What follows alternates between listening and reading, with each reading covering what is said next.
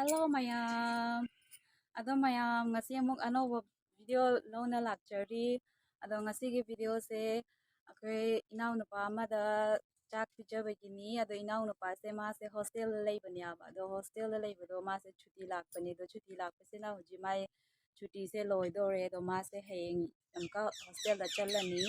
Ado na mangonda chak kauna pijage tawri. Do pijabase akoy mayamꯗ ꯎꯠꯆꯔꯛꯀꯦ ꯌꯨꯝꯗ ꯌꯣꯛꯆꯕꯅꯤ ꯑꯗꯣ ꯁꯤ ꯑꯃꯨꯕꯁꯦ ꯑꯣꯏꯅ ꯄꯤꯖꯔꯅꯤ ꯃꯉꯣꯟꯗ ꯁꯦꯝꯃꯒ ꯊꯣꯡꯉꯒ ꯑꯗꯣ ꯃꯌꯥꯝꯗ ꯎꯠꯆꯔꯛꯀꯦ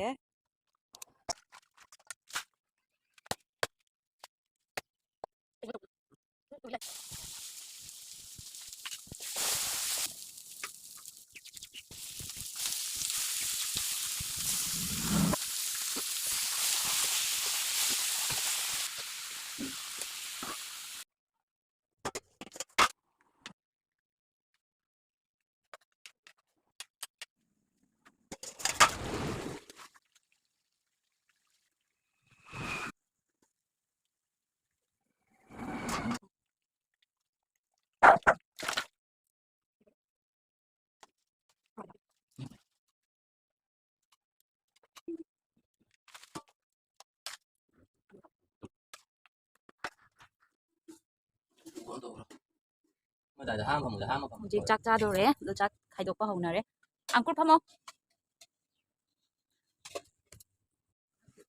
ꯆꯥꯔꯣ ꯑꯪꯀꯨꯔ ꯆꯥꯔꯣ ꯍꯧꯔꯣ ꯍꯥꯎꯕ꯭ꯔꯣ ꯖꯣꯖꯣ ꯑꯪꯀꯨꯔꯁꯨ ꯆꯥꯕ ꯍꯧꯔꯣ ꯆꯥꯗꯣꯔꯕꯅꯤ ꯇꯩꯃꯥꯁꯨ ꯆꯥꯗꯣꯔꯕꯅꯤ